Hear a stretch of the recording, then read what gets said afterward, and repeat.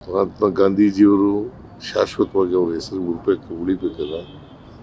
ಯಾಕಂದ್ರೆ ಬಹಳ ಜನ ಯುವಕರು ಮರಿತಾ ಇದ್ದಾರೆ. ಅದಕ್ಕೋಸ್ಕರ ಮಹಾತ್ಮ ಗಾಂಧೀಜಿಯವರು ಏನಂತ ಹೇಳಿದ್ರು ಅಂತಂದ್ರೆ, ಗ್ರಾಮಗಳ ಸ್ವಾವಲಂಬನೆ ಆಗದೇನೆ ದೇಶದ ಪ್ರಗತಿ ಆಗಲ್ಲ ಅಂತಕ್ಕಂಥ ಮಾತುಗಳನ್ನ ಹೇಳಿದ್ರು.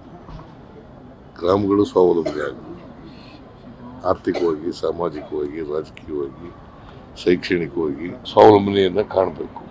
ಅವು ಕಂಡಾಗ ಮಾತ್ರ ದೇಶದ ಪ್ರಗತಿ ಆಗಲಿಕ್ಕೆ ಸಾಧ್ಯ ಆಗ್ತದೆ. ಯಾಕಂದರೆ ಭಾರತ ಹಳ್ಳಿಗಳ ದೇಶ. ಮಹಾತ್ಮ ಗಾಂಧೀಜಿಯವರು ಹೇಳಿದಂಥ ಕಾಲದಲ್ಲಿ ಸುಮಾರು 180% ಹಳ್ಳಿಗಾಡಿನಲ್ಲಿ ವಾಸ ಮಾಡ್ತಾ ಇದ್ರು.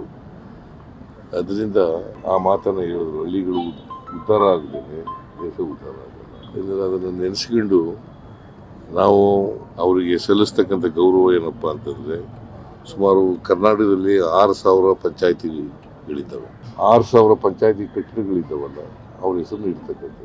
ಅದನ್ನು ನಾವು ತೀರ್ಮಾನ ಮಾಡಿ ಗ್ರಾಮ್ ಸುರಾಜ್ ಅದರ ಕಲ್ಪನೆಯನ್ನು ಕೊಟ್ಟವರು ಮಹಾತ್ಮ ಗಾಂಧಿ. ಗ್ರಾಮಗಳು ಸ್ವತಂತ್ರ ಆಗಬೇಕು, ಅವ್ರು ಹಿಂಗೆ ಬಯಸಿದ್ರು ಅಂತಂದರೆ ಹಳ್ಳಿಗಳು ಸ್ವಾವಲಂಬನೆಯಾಗಿ ಹಳ್ಳಿಯಿಂದ ದಿಲ್ಲಿಗೆ ಹೋಗ್ಬೇಕು, ದಿಲ್ಲಿಯಿಂದ ಹಳ್ಳಿಗೆ ಬರಬಾರ್ದು. ಸೊ ಅಂಥವರು ನಮ್ಮನ್ನು ಅಗಲಿದ್ದಾರೆ. ಅದು ಹುತಾತ್ಮರಾಗಿದ್ದಾರೆ, ಗುಂಡೇಟಿನಿಂದ ಸತ್ತಿದ್ದಾರೆ. ಅದು ಎಲ್ರಿಗೂ, ನಮ್ಮ ಭಾರತೀಯರೆಲ್ರಿಗೂ ಕೂಡ ನೋವನ್ನುಂಟು ಮಾಡ್ತಕ್ಕಂಥ ಸಂಗತಿ ಅಂತಕ್ಕಂಥ ಮಾತುಗಳನ್ನು ಬಯಸ್ತಾ ಇದ್ದೀನಿ.